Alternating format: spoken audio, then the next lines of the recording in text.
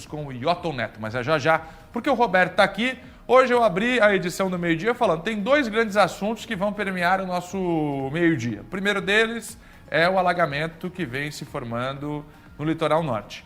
E o segundo é a revogação da medida do governo federal com relação à fiscalização do PIX. Nós vamos trabalhar esses dois assuntos ao longo de todo o nosso meio-dia. E a questão do PIX com o Roberto, e a Sol também preparou uma coluna com relação a isso. Roberto, a gente pode adiantar já nesse momento aqui no meio-dia, essa discussão pegou pesado, ficou ruim para o governo federal, hein, Roberto? Bom dia para você. Bom dia, Fernando, mais uma vez. O governo foi incompetente. O governo de Luiz Inácio Lula da Silva demonstrou toda a sua incompetência, não soube estancar uma vazão, aliás, eu diria que foi uma enxurrada de fake news, desinformação, notícia mentirosa, chame do que quiser. O governo não conseguiu fazer isso, porque tem um viés de tentar passar a mão em cima de todos os erros que comete e não admitir.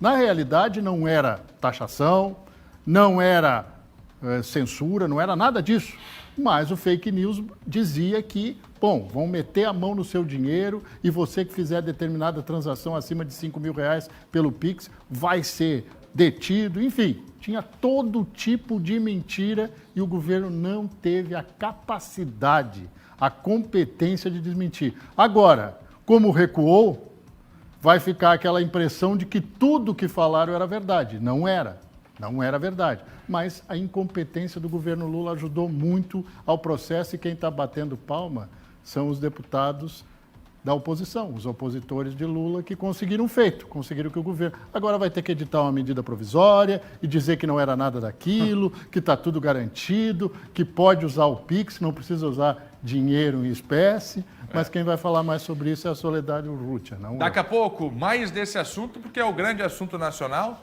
Tem um vídeo do deputado Nicolas Ferreira chegando a 300 milhões de visualizações em menos de 48 horas. Você tinha dúvida que a desinformação é uma arma? Não. Tá aí. Embora eu faça o seguinte parênteses.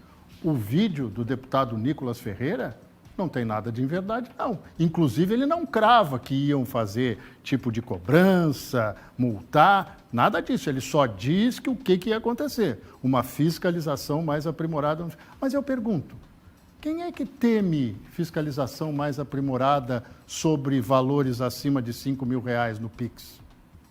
Resposta fica com vocês. Pois bem, fiscalização que sempre aconteceu, né, gente? Nada sempre, de novo. Sempre. A Fazenda está aí, enfim, a declaração do imposto de renda está aí. Hoje a Secretaria da Fazenda do Brasil, Federal do Brasil, ela sabe a nossa vida de cabo a rabo. Exato. Cabo a rabo. Não adianta. Tenta entrar lá na declaração, lá até abril, e pedir a declaração pré-pronta.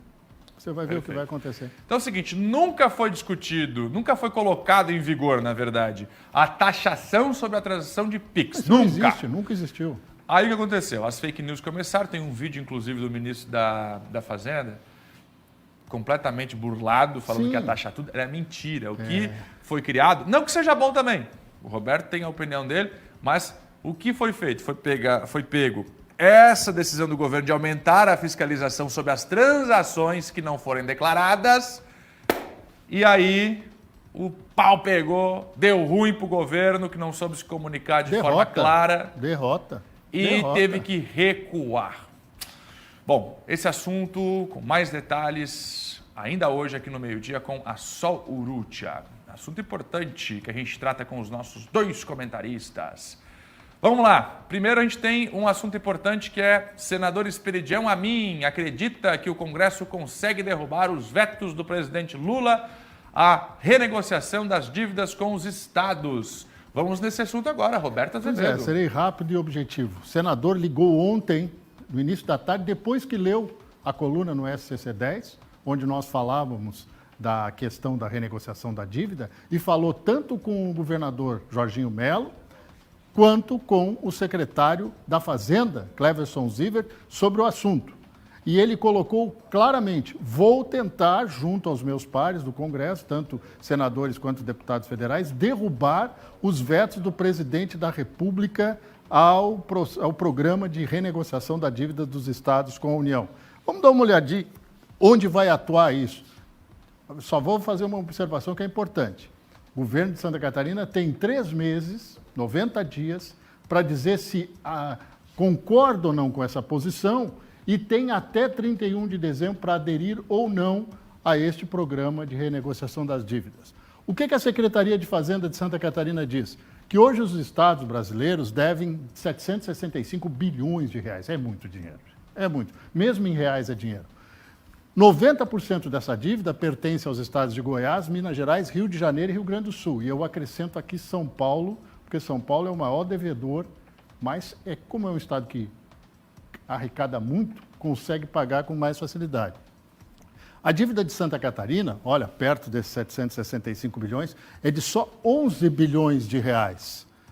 Desembolsa cerca de 65 milhões de reais por mês. Já imaginaram o que dá para fazer com 65 milhões de reais por mês, se não fosse para a dívida? E aí vem uma história pior ainda, o juro, ou os juros.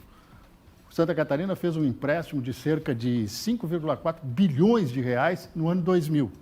Já pagou quase 17 bilhões e ainda deve 11 bilhões. Ô, juro no Brasil, hein?